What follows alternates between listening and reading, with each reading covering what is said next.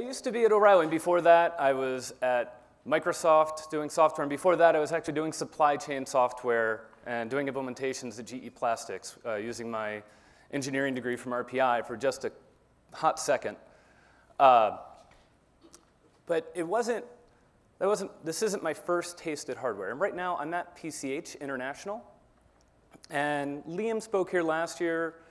Jeremy had the PCH logo up on his slides. What PCH does is they help companies go to China. They help companies manufacture. And they're a partner to that company. And I'm part of the accelerator group there with my colleague Emmerich, who's been floating around this conference. But I first had my taste of hardware, thank you, at Burning Man, 2004. Me, 2 PhDs, a Mechie, a blogger. Got it. We teamed up, and we wanted to create a car that had never been created before. A circular car that would seat 12 people, could spin in place, could spin while we were driving it, and ran on batteries. We had dreams of taking on Elon Musk.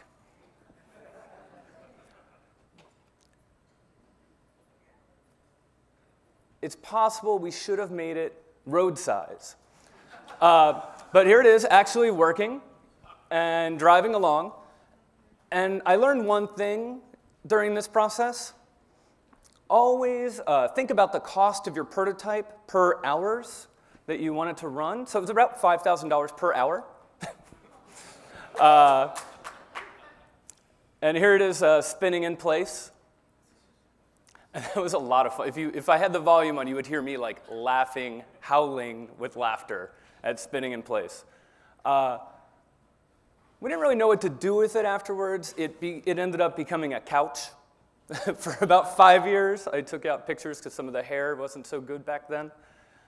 But I mean, this was a real endeavor. We spent a lot of time on it. We got a grant from Burning Man. We had our own circuit boards printed up. And of course, we had an amazing lighting system for Barry White mode, as we would call it, which was the slow circle at the edge of the desert.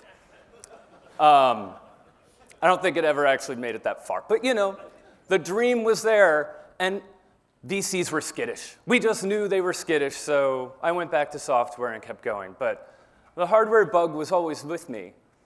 And in 2007, I met Liam Casey while he was working on Chumby. And we were in Beijing, and he was explaining to me how the Chumby, which was an open source hardware company created by this guy, showing off a Chumby right as he was giving them out, was relying on PCH for manufacturing, distribution, and pioneering C2C, you know, Chumby to consumer shipping, and how they were able to stay just a couple-person company. And it really just seemed amazing to me because I've been watching companies use AWS and scale up, and it just didn't seem possible for hardware. Now, PCH is an Irish company. I'm based in San Francisco. The accelerator is based in San Francisco.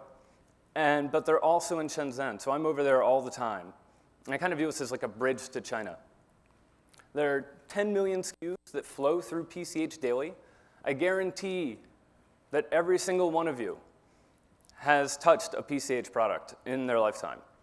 Every so often, I'll be walking around with Liam, and he'll just grab something out of my hands and be like, "We made this, by the way." We handle $8 billion worth of product annually.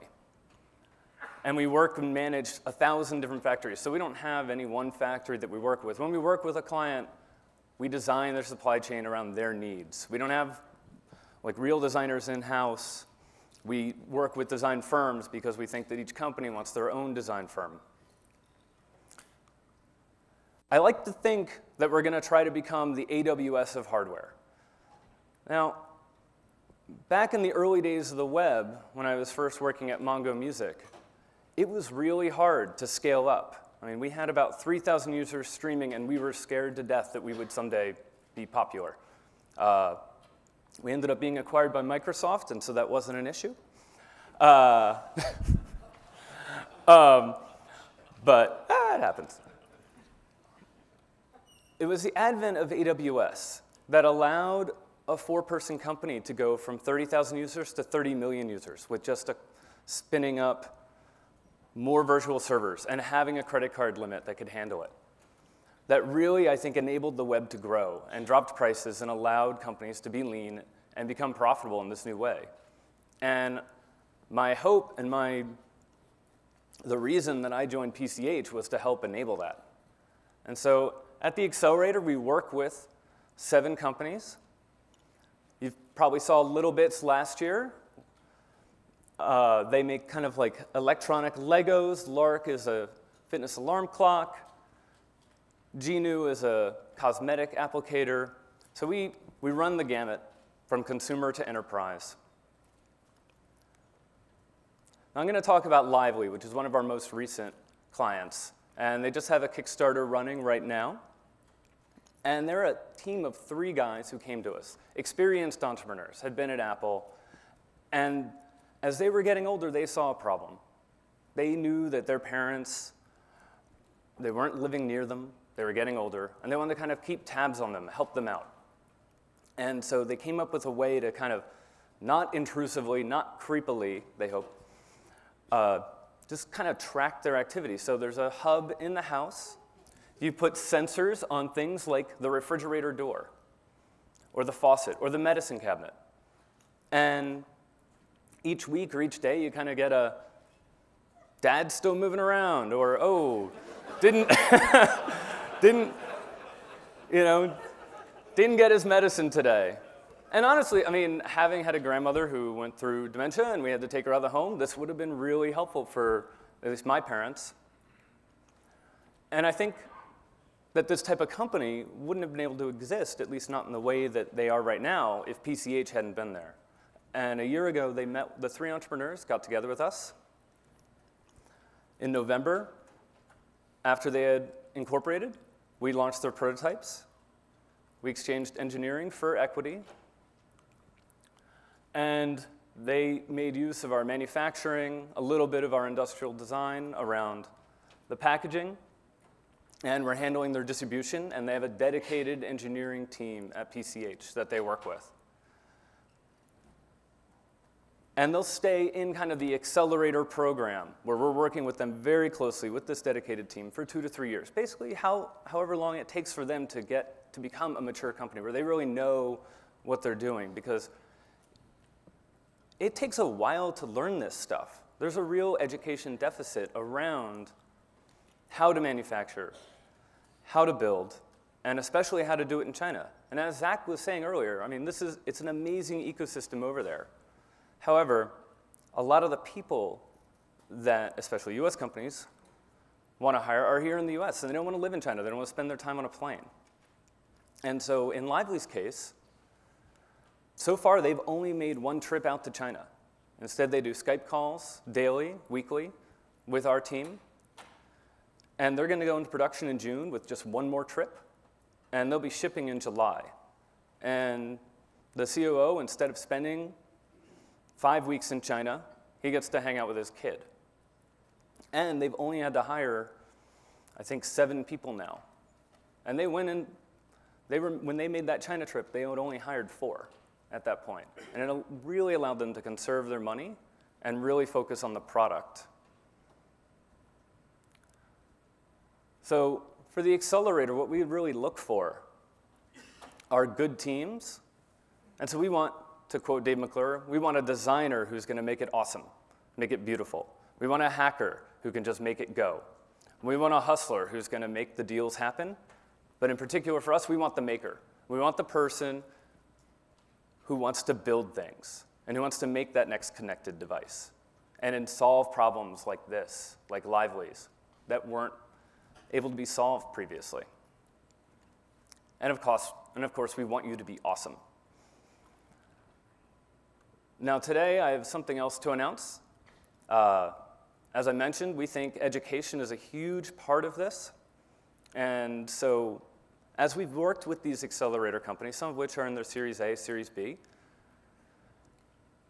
we've seen that they still need help, and they still need more help than we would have expected. And so we want to front load that with our incubator. We'll be launching our applications in June, and our first class will start in October in San Francisco. And this is going to be a very education-focused incubator. The first month will be spent learning about Chinese manufacturing, learning about supply chains from Stanford professors, learning about how to get into retail from our sales guys. And, one of our accelerator companies, Lark, made it into the Apple shelves with just $900,000 in funding. MetaWatch spun out of Fossil with just 2 guys. We're also partners with Aoya, who spoke yesterday, and we're helping them out. So there's a lot to learn on this front, and that's what we want to do. We want to help companies come out, say, we're going to do hardware, and really make hardware as easy as software, both to ship and to fund. Because right now, a lot of VCs are scared of it, because they know that software people want to do hardware. They want that tangible thing, and they don't have the skills. And so that's what we're hoping to do, is to bring that education component back to everyone, back to entrepreneurs, through the incubator. And we'll bring your prototype to product ready. As I said, it's going to be a 4-month program. You'll have access to PCH engineers in San Francisco and in China. We're going to provide seed funding. We're building out our mentor network right now. And it'll be a 4-month program with 2 weeks in Shenzhen. So you'll be building your product in San Francisco, informed by your time in Shenzhen, doing factory tours and checking out the electronics markets, and then coming back to San Francisco, where the people you want to hire are, where the money that you want to raise is. You'll be doing it in our 30,000 square foot facility in San Francisco, which will have a tech shop on the 2nd floor. Not the brand, sorry, a machine shop. Right now, it's under construction, but it will be launching in time for the first class. Thank you very much for having me. Thank you, Dale. This is a great event.